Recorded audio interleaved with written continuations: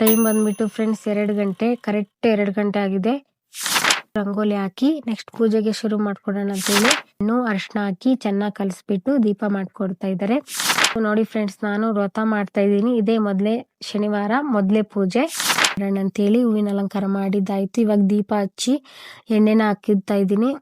ತುಪ್ಪದ ದೀಪ ಹಾಕ್ತಾ ಇದ್ದೀನಿ ಫ್ರೆಂಡ್ಸ್. ನಿಮಗೆ ಯಾವ ತರ ಇಷ್ಟ ಆಯ್ತು ಲೈಕ್ ಮಾಡಿ, ಶೇರ್ ಮಾಡಿ.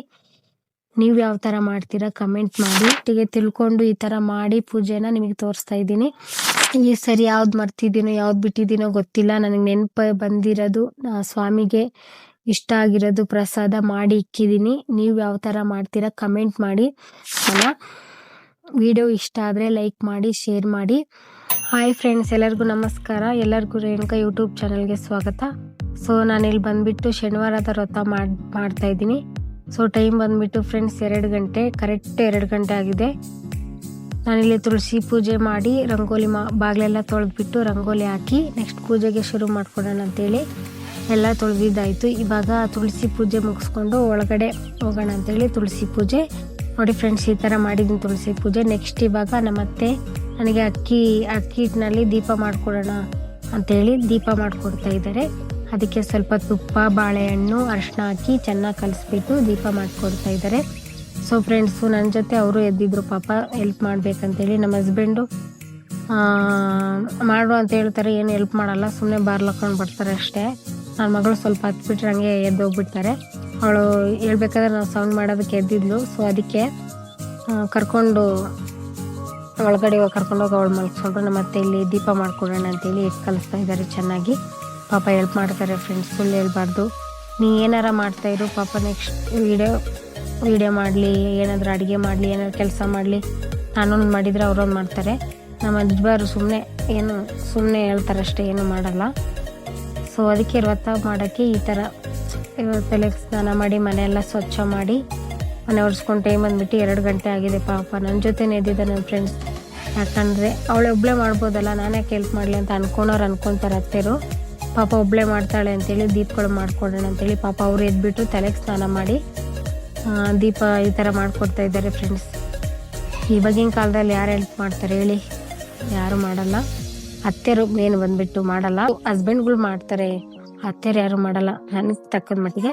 ಸೊ ದೀಪ ಮಾಡಿಕೊಡ್ತಾ ಇದ್ದಾರೆ. ನಾನು ಸ್ನಾನ ಮಾಡ್ಕೊಂಬಂದ್ಬಿಟ್ಟು ಅಕ್ಕಿನ ತೊಳೆದಿಕ್ಕನ ಪ್ರಸಾದಕ್ಕೆ ಅಂತೇಳಿ ಅಕ್ಕಿನ ತೊಳ್ತಾ ಇದ್ದೀನಿ ನಾನು ಆ ಕಡೆ. ಇಲ್ಲಿ ಬಂದ್ಬಿಟ್ಟು ನಮ್ಮತ್ತೆ ದೀಪ ಮಾಡ್ತಾ ಇದ್ದಾರೆ. ಇವಾಗ ದೀಪ ಮಾಡ್ಕೊಂಡಿದ್ದಾದ್ಮೇಲೆ ನೆಕ್ಸ್ಟ್ ಪೂಜೆಗೆ ಶುರು ಮಾಡ್ಕೊಳ್ಳೋದೆ. ಸೊ ಬಂದ್ಬಿಟ್ಟು ನೋಡಿ ಫ್ರೆಂಡ್ಸ್, ನಾನು ವ್ರತ ಮಾಡ್ತಾ ಇದ್ದೀನಿ. ಇದೇ ಮೊದಲೇ ಶನಿವಾರ, ಮೊದಲೇ ಪೂಜೆ. ಸೊ ಇವಾಗ ಸ್ವಾಮಿಗೆ ಪೂಜೆ ಮಾಡೋಣ ಅಂತೇಳಿ ವ್ರತ ಮಾಡ್ತಾ ಇದ್ದೀನಿ. ನೀವು ಈ ಥರ ಮಾಡ್ತೀರಾ ಕಮೆಂಟ್ ಮಾಡಿ ಫ್ರೆಂಡ್ಸ್. ನಾನು ವ್ರತ ಮಾಡಿದರೆ ಯಾವ ಥರ ಇರುತ್ತೆ ಅಂತ ಗೊತ್ತಿಲ್ಲ. ಸೊ ಇದೇ ಮೊದಲೇ ಟೈಮ್ ಮಾಡ್ತಾ ಇರೋದು. ಇವಾಗ ಇದು ಮಾಡಿಬಿಟ್ಟು ಸ್ವಚ್ಛ ಮಾಡಿ ಮನೆಯೆಲ್ಲ ಆಲ್ರೆಡಿ ಒರೆಸ್ಕೊಂಡಿದ್ದೀನಿ ಫ್ರೆಂಡ್ಸ್. ಇವಾಗ ಸ್ವಾಮಿಗೆ ಪೂಜೆ ಮಾಡಿ ಅರಿಶಿನ ಹಚ್ಚಿ ರಂಗೋಲಿ ಹಾಕಿ ಪೀಠೆನಲ್ಲಿ ಇಟ್ಟಿದ್ದೀನಿ. ಹೊಸ ತಂದಿರೋ ನಮ್ಮ ಹಸ್ಬೆಂಡು ಆಲ್ರೆಡಿ ಪೂಜೆ ಸಾಮಾನೆಲ್ಲ ತೊಳೆದಿಕ್ಕಿದ್ರು. ನಾನು ಕೆಲ್ಸಕ್ಕೆ ಹೋಗ್ತಾಯಿದ್ದೆ, ನಮ್ಮ ಅತ್ತೆ ಮನೇಲಿ ಇರ್ತಾರಲ್ಲ.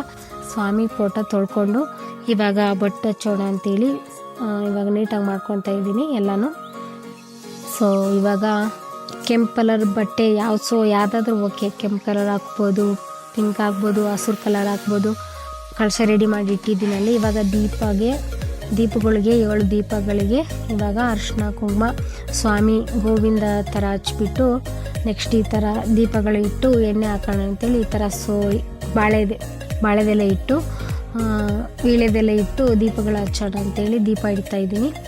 ಸೊ ನೋಡಿ ಫ್ರೆಂಡ್ಸ್, ಇವಾಗ ಎಲೆ ಇಕ್ಕಿದ್ದಾದಮೇಲೆ ಸೊ ಹೂವಿನ ಅಲಂಕಾರ ಮಾಡೋಣ ಅಂತೇಳಿ ಹೂವಿನ ಅಲಂಕಾರ ಮಾಡಿದ್ದಾಯಿತು. ಇವಾಗ ದೀಪ ಹಚ್ಚಿ ಎಣ್ಣೆನ ಹಾಕಿಡ್ತಾ ಇದ್ದೀನಿ.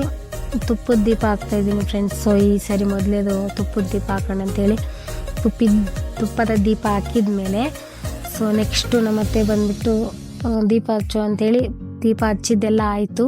ನೆಕ್ಸ್ಟ್ ಇವಾಗ ಉದಿನ ಕಡ್ಡಿ ಹಚ್ಚಿ ಕಾಯಿ ಹೊಡಿಬೇಕು. ಸೊ ಅದಕ್ಕೆ ನೋಡಿ ಫ್ರೆಂಡ್ಸ್, ಎಲ್ಲ ಇವಾಗ ಈ ಥರ ಪ್ರಸಾದ ಇಟ್ಟು 5 ದಿನಸಿದ ಪ್ರಸಾದ, ಮೊಸರನ್ನ, ಎಳ್ಳುಂಡೆ, ಬೆಲ್ಲದ ಅನ್ನ ಎಲ್ಲ ಮಾಡಿ ನೆಕ್ಸ್ಟ್ ಇವಾಗ ಗಂಟೆ ಇರಲಿಲ್ಲ, ತಟ್ಟೆ ತೊಗೊಂಡು ಈ ಥರ ಇದು ಮಾಡಿಬಿಟ್ಟು ಶ್ಲೋಕ ಹೋಗ್ತಾ ಇದ್ದೀನಿ ಸ್ವಾಮಿಯರ್ದು.